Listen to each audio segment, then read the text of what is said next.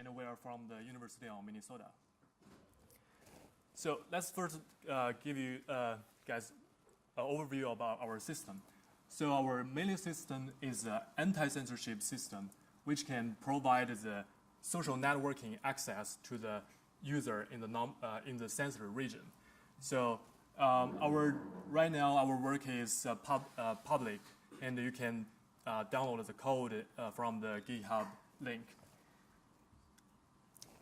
So let's talk about the related works. There are two papers talking about the censorship design, the common pitfalls when designing the censorship. The first work, they identify the perfect imitation is not easy. And for the censorship design, if you try to imitate a genuine system, and you will find that you will very easily to be incorrect. And that gives the censor the chance to detect the system. The example is the sky morph. And another category of talking about the censorship design is mismatches between the genuine system and the censorship system. So there are three categories: mismatch, the channel mismatch, content mismatch, and the architecture mismatch. The second category of related works I want to talk about is anti-censorship system, which use email channels as a covert channel. Shuai is the system. It encapsulates the network layer traffic into the emails.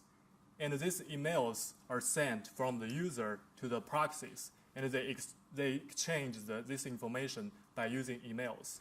So after the proxy gets this information, it will recover the network layer traffic in doing so. So the first property of the Shuai, it has no imitation flaw because Shuai uses the email channels directly, so there is no imitation. This is a good point. The second point, however, the Shuai is not content consistent. It uses email channels to transmit network layer traffic. This is not content consistent. This property enables the censor to detect the Shuai service. For example, for a Shuai connection, it starts multiple, it needs the email exchanges between the users and the proxies, many emails. The typical number is 8. So a connection needs 8 emails. The censor can know that and block that. And another problem about the Shuai is it is not channel consistent. So for the email service, it can tolerate a certain kind of delays.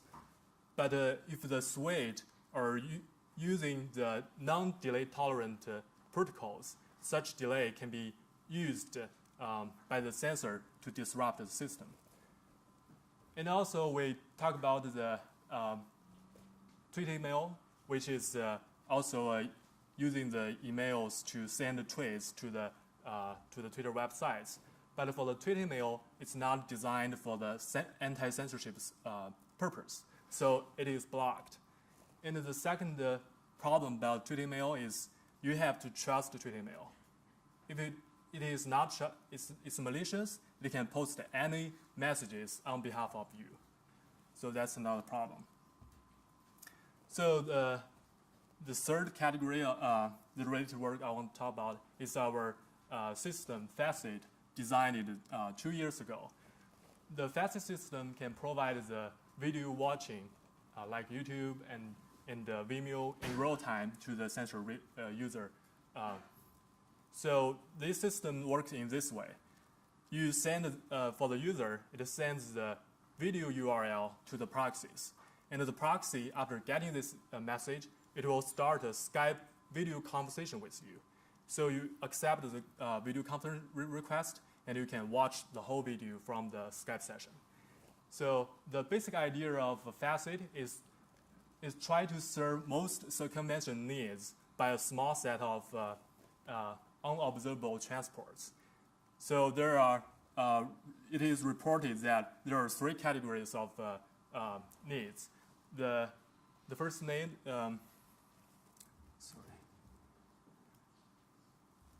So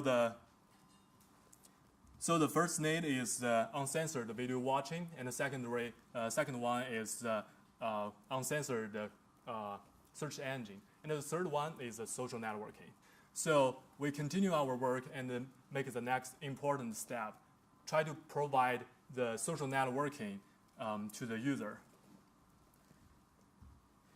These are our design goals. First, unblockable. We want our system not to immutate other protocols. And also, we try to make our system consistent. And also, we require our system to be real-time service. We don't want the user to wait so long time. The third, credential security. We don't want to post security threats to the user about his social networking accounts. The fourth is the low service overhead. We want our service very efficient so we can support many users in the same time.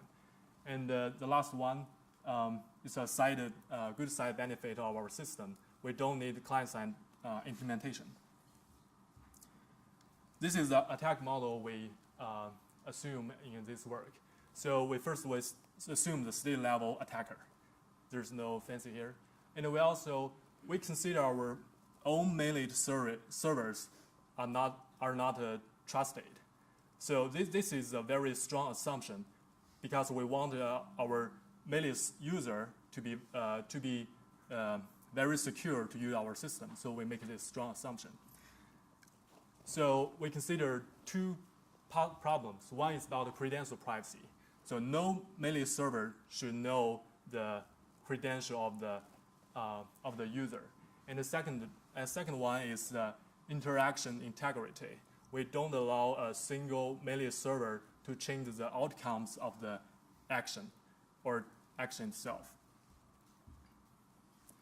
So we come to this our Mailet system design. This is an illustration how the user can use our system. So the user,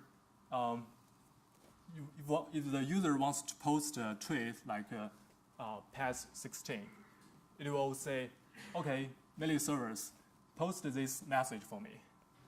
And the Mailet servers receiving this email, and it will talk to the Twitter, say, okay, I'm the user, and please post this message for me. And finally, the Twitter got this message and post that message for the user. So we address 3 challenges. The first challenge is consistency. In our email, we don't encapsulate the network traffic. We just write down the messages we want to post or the IDs of the retweets. We write it down in the email directly. And the second one, we can protect our credential privacy. No single Mailet server knows the credential. This seems controversy because the Mailet server needs the credential to finish the service because it has to prove to the Twitter that he is the user. But in the same time, this user are not allowed to know the credential. And we will address this problem in later. And the third challenge, we try to guarantee the interaction integrity. No Mailet server can do malicious things here. Here I will give you a demo how our system works. So for the user, at the very beginning, it will contact the Mailet service directly without installing any client software.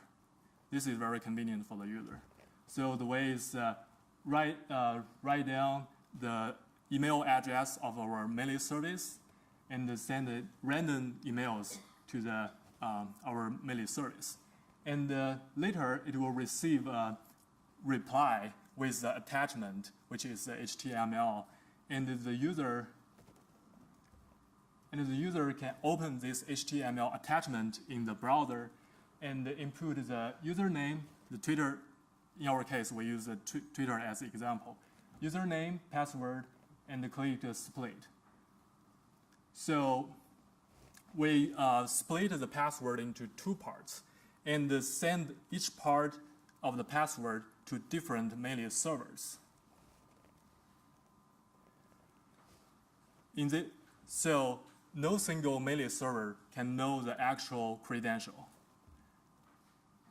Here is an example of how to post a tweet. The user can click the post in the email, which is the following email from the previous one, and he can write down the message he wants to post. Then it will see, this is an example, double check whether the messages are successfully posted. The next one is the example of how to retweet. So we will talk about the decentralized credential.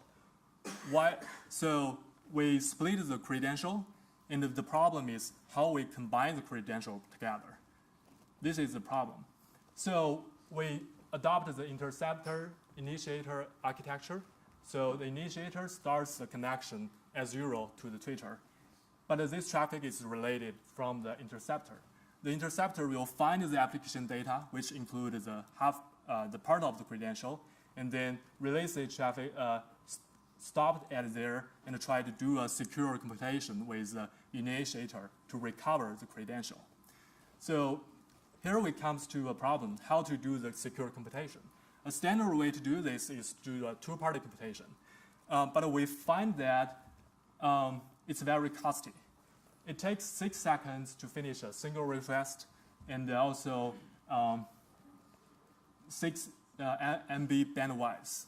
So we try to find another solution, which is a GCM-based solution.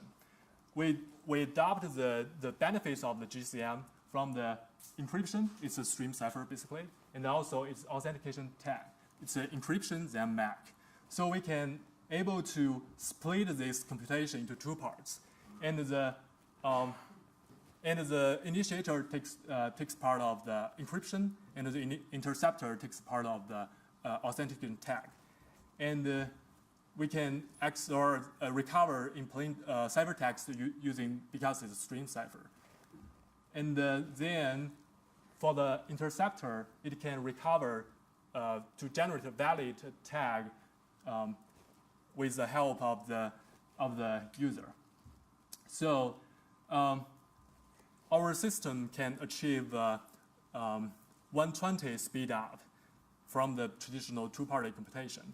And we can see here, sorry, I'm around time, and I'll come to the most important part.